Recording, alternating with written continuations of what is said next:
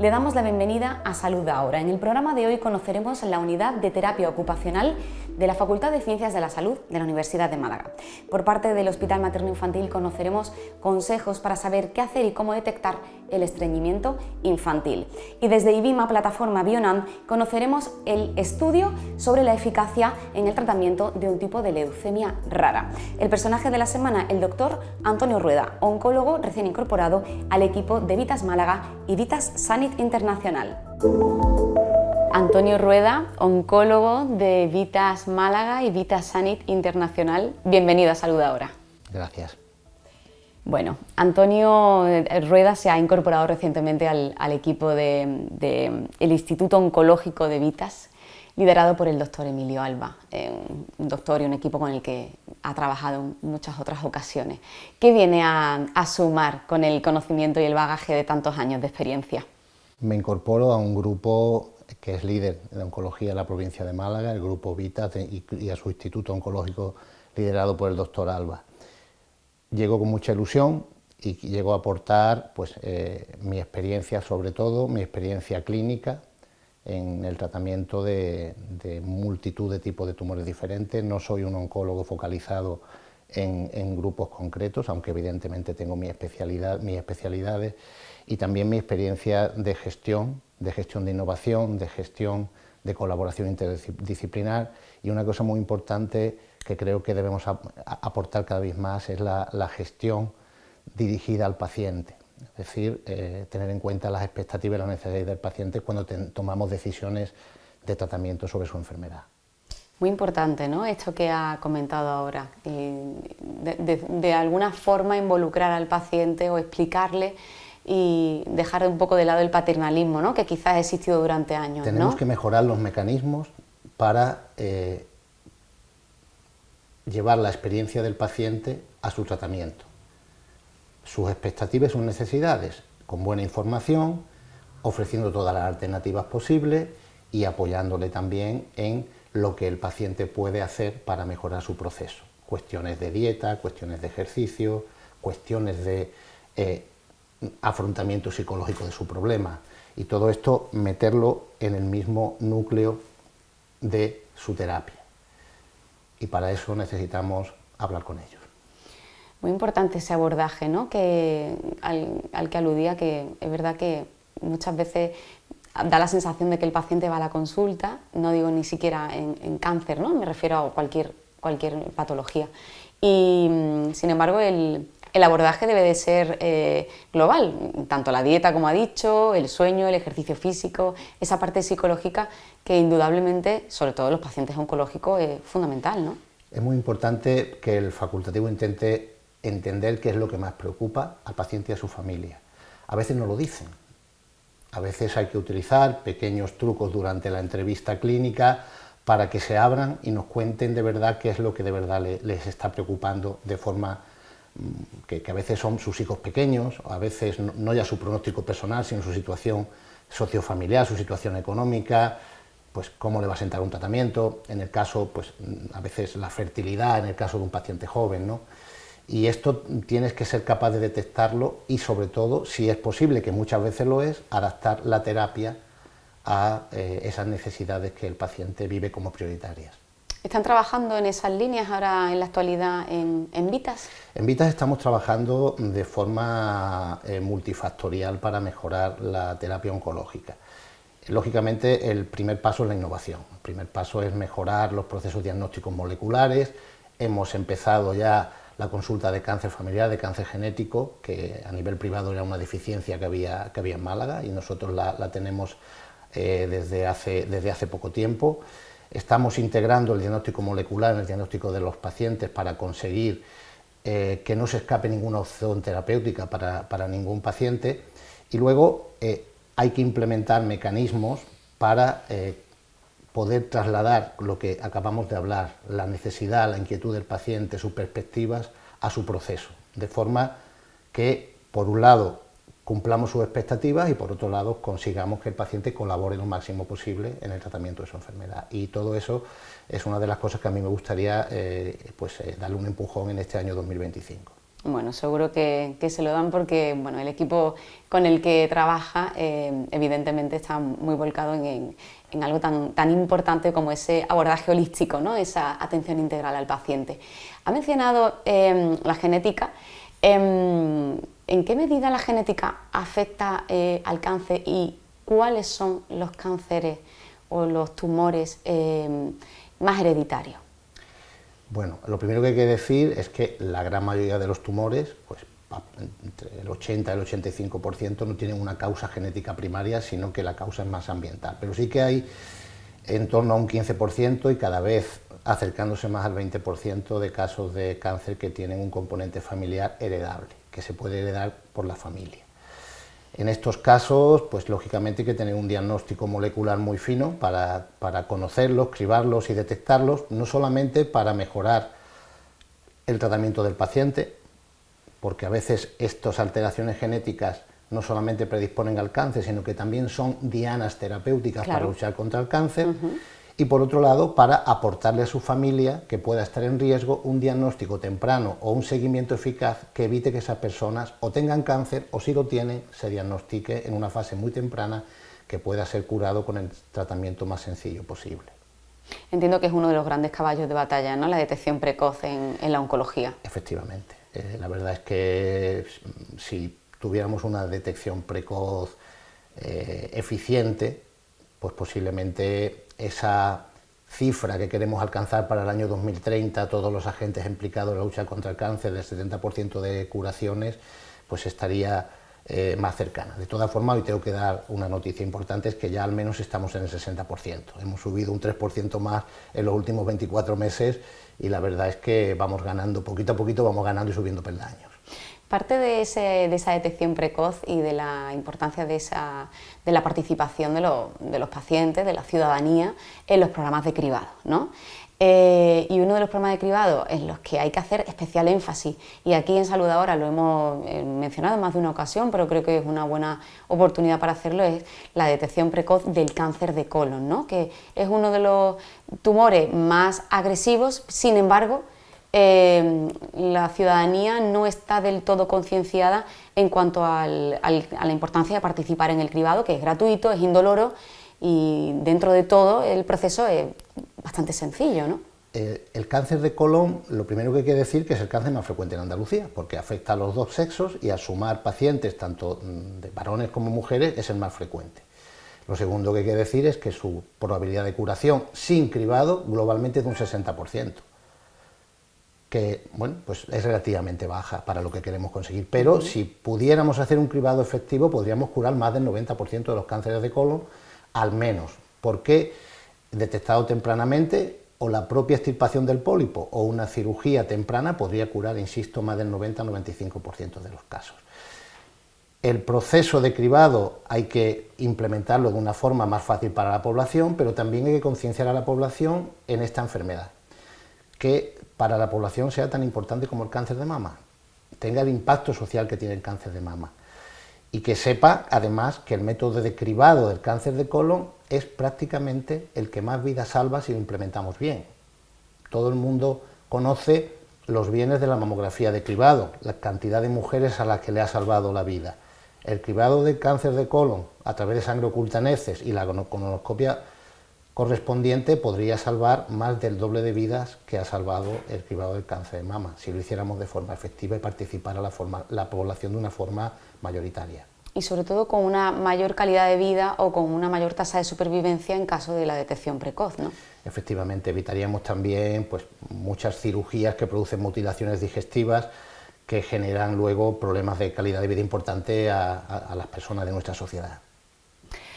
¿En qué medida cree que, como oncólogo con experiencia y con tantos años de bagaje, que el cáncer acabará por cronificarse? Sé que hay determinados cánceres que van un poco ya en esa línea, ¿no? Pero ¿podremos hablar del cáncer como una enfermedad crónica dentro de 20 años? Cada vez más, cada vez más. La irrupción de las nuevas terapias, la inmunoterapia y la oncología de precisión ha generado que situaciones clínicas que antes tenían un pronóstico de vida limitado, ahora puedan vivir tanto tiempo que hasta pueden morir de una causa natural que no es el cáncer.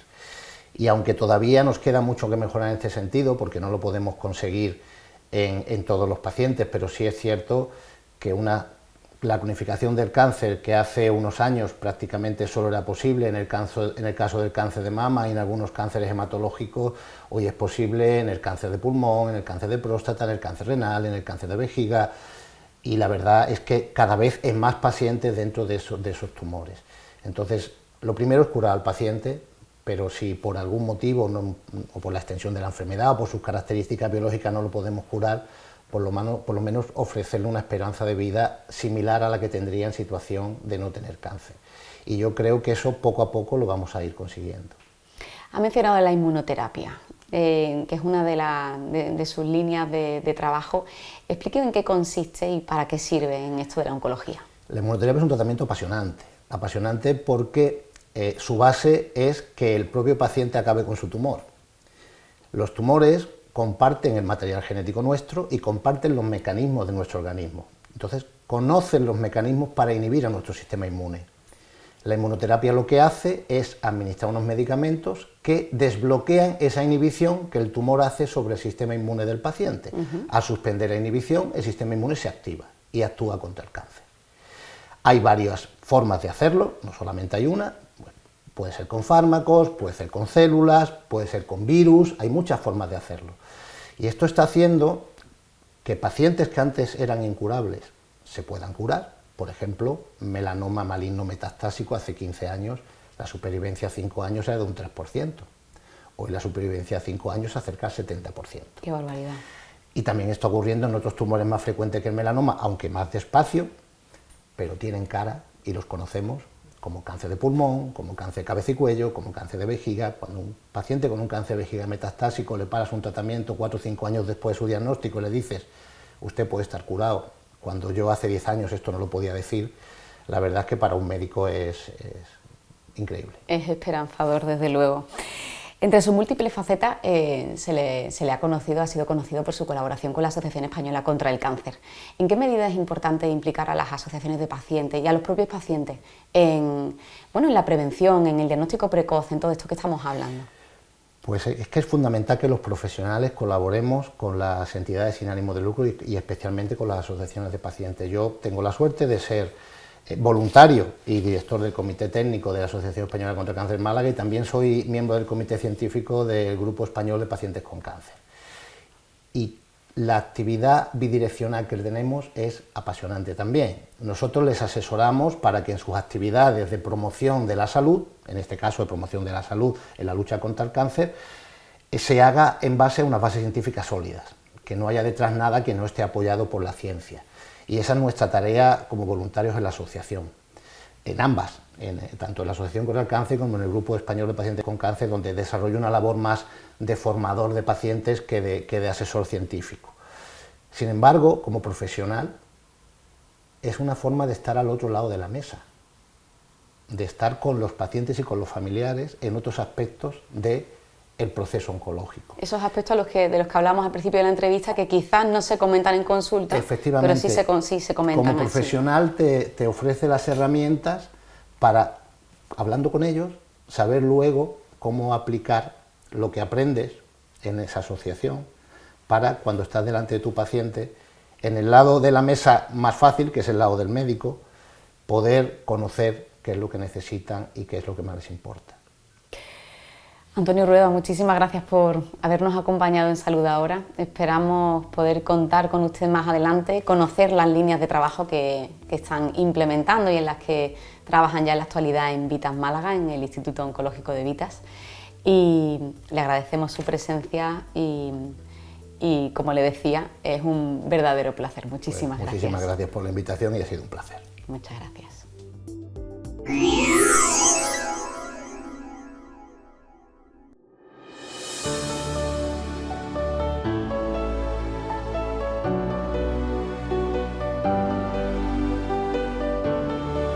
Nos encontramos en la UCI de Pediatría del Hospital Regional Universitario de Málaga. Es una UCI que atiende aproximadamente unos 550 niños al año, es una UCI de tercer nivel, que tiene sobre todo patología compleja. Hasta un 60% aproximadamente son niños de cirugía cardiovascular, neurocirugía o cirugía pediátrica. El resto de pacientes que no ingresan fundamentalmente son cuadros respiratorios graves, bueno, en época de verano pues algún caso de ahogamiento y otro tipo de pacientes. Somos una unidad que atiende pacientes de alta complejidad. En el año 2014 pusimos en marcha una nueva terapia dentro de la cartera de servicios de la UCI, que es la ECMO. La ECMO es la oxigenación con membrana extracorpórea. Solamente en España hay 14 o 15 centros que disponen de esa terapia, por lo tanto hay otros centros, otros hospitales en nuestra comunidad y fuera de nuestra comunidad que no disponen de esa técnica, y en ocasiones incluso hemos tenido que acudir en su ayuda para traernos pacientes para implantar esa terapia.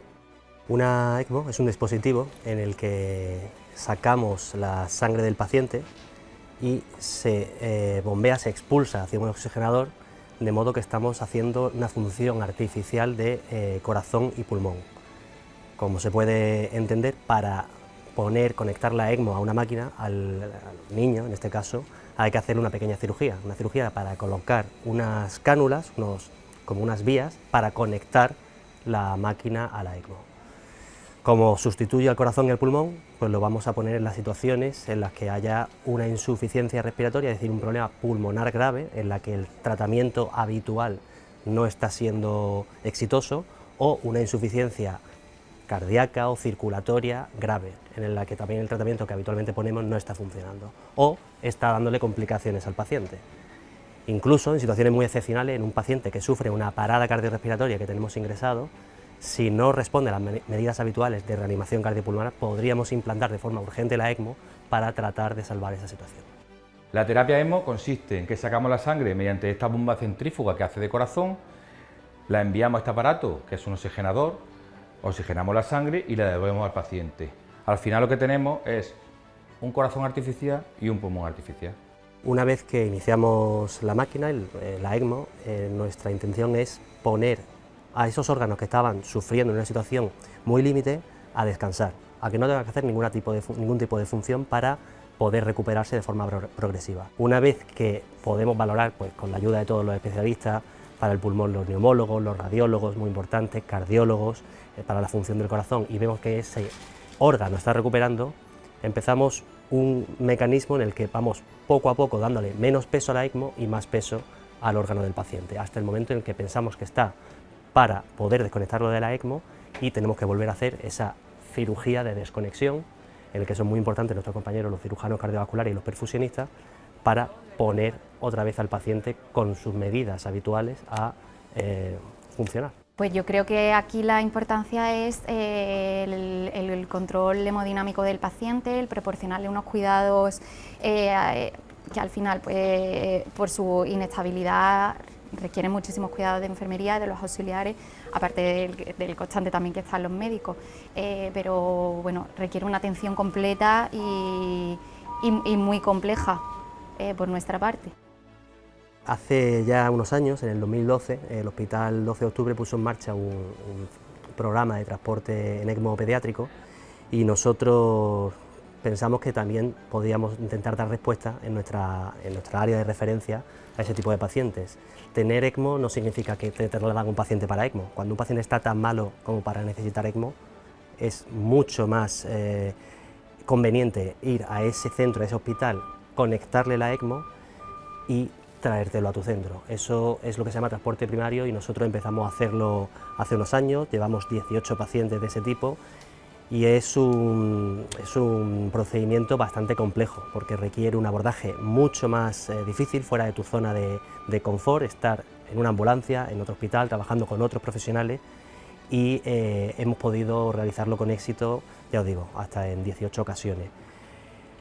También hemos hecho traslados a otro centro de referencia, como es el Centro Vallebrón, a un paciente que trasladamos en helicóptero en ECMO, que fue también un traslado bastante complejo, e incluso un traslado bastante complejo en el que un paciente que estaba en el hospital de Burgos, no podían acudir nuestros compañeros ni de Barcelona ni de Madrid por motivos asistenciales y bueno, nos pusimos en marcha nosotros, nos coordinamos con 3 hospitales a la vez y realizamos un traslado de más de 700 kilómetros nuestros profesionales para poder dejarlo finalmente en un hospital más cercano en Madrid y fue un traslado también bastante complejo. Somos un centro con bastante complejidad y hemos ido haciendo un número creciente de ECMOs y hemos llegado a tener pues como en situaciones, a lo mejor 4 o 5 ECMOs en el mismo momento, y eso, claro, requiere de una formación y de un entrenamiento muy importante de todo el personal.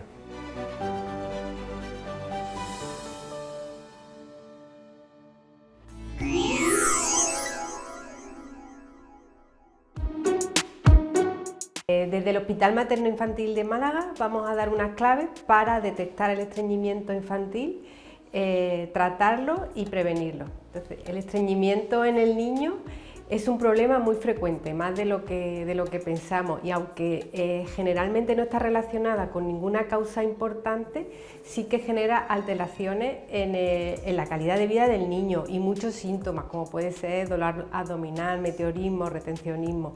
Entonces, entre las causas más frecuentes, hasta el 90% es lo que nosotros llamamos estreñimiento funcional. ¿Eso qué quiere decir? Que no está debido a ningún problema subyacente grave, sino que está relacionado con hábitos y con cambios externos, como pueden ser pues, una dieta baja en fibra, que ralentiza mucho el tránsito intestinal, o beber muy poca agua, hace que las heces sean duras, o hábitos irregulares del niño a la hora de ir al inodoro. Es muy frecuente que los niños retrasen la hora de ir al baño por incomodidad o por que estén jugando.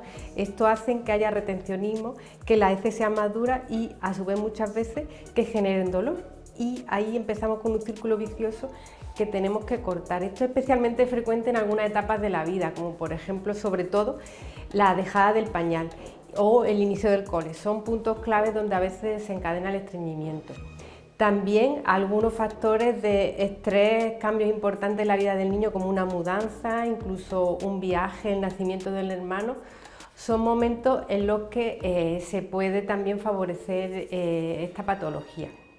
Mucho menos frecuentes son las causas orgánicas, como pueden ser alguna malformación intestinal, la enfermedad de Hirschsprung, enfermedades metabólicas o neurológicas. Son mucho menos frecuentes y es el pediatra el encargado de pedir las pruebas complementarias necesarias para detectarla en el caso de que sea un estreñimiento severo, persistente o que no responda a las medidas habituales de tratamiento. ¿Y cuáles son estas medidas habituales de tratamiento? Pues en primer lugar, cambio en la alimentación, una dieta rica en fibra, en verduras, en frutas, los cereales que sean integrales, ¿vale? Y muy importante, muchas veces hay que ajustar el consumo de lácteos, que los niños hoy en día consumen muchos lácteos, más de los que necesitan para su crecimiento, y el exceso de calcio que puede haber en los yogures o en la leche entera ralentiza el tránsito intestinal. Muy importante también la ingesta de agua acompañando a esta alimentación para ablandar las heces, así como los hábitos a la hora de ir al inodoro, ¿vale? Enseñar al niño a sentarse en el inodoro sin miedo a una hora determinada, suele ser después de comer, cuando vengan del colegio, que estén tranquilitos, sin estrés, sin prisa, sin pantalla, y el padre ahí apoyándolo y con mucha paciencia. Cuando estas medidas no son suficientes, entonces los pediatras usamos laxantes, sobre todo el Macrobol, al cual no hay que tenerle miedo, un laxante seguro y que no genera dependencia, que suele ser un motivo frecuente de consulta porque los laxantes a veces lo necesitan durante meses para, lo que hemos dicho antes, frenar ese círculo que hemos generado de retención, dolor y heces más duras. Y ya por último, en cuanto a la prevención, con todo lo que hemos ido hablando, pues es fundamental establecer un buen hábito de vida desde la infancia más precoz. Una dieta equilibrada, rica en fibra, con mucha agua son las claves, así como educar al niño a que no inhiba ese reflejo defecatorio, que cuando tenga ganas vaya al inodoro, todo esto acompañado sin estrés, sin prisa y con un adecuado apoyo de los padres.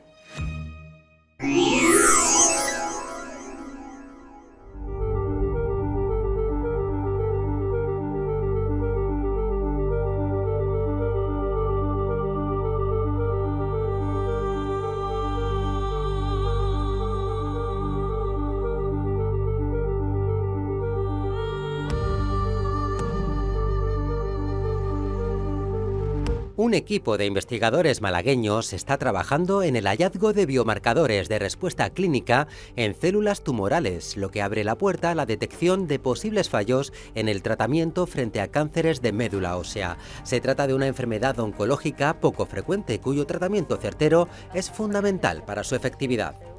Bueno, yo llevo como casi 20 años dedicándome a una enfermedad de la médula ósea que es un poquito rara y poco conocida, que es que tus glóbulos blancos de repente se vuelven locos y empiezan a producir muchos más glóbulos blancos y la médula ósea es la fábrica de la sangre, entonces ahí están las células madre de los glóbulos rojos, de los glóbulos blancos y las plaquetas. Si los blancos crecen, pues ¿qué pasa? Que desaparecen los rojos, desaparecen las plaquetas y entonces empiezas a tener anemia y empiezas a tener plaquetas bajitas que puedes ponerte a sangrar, eso es un problema.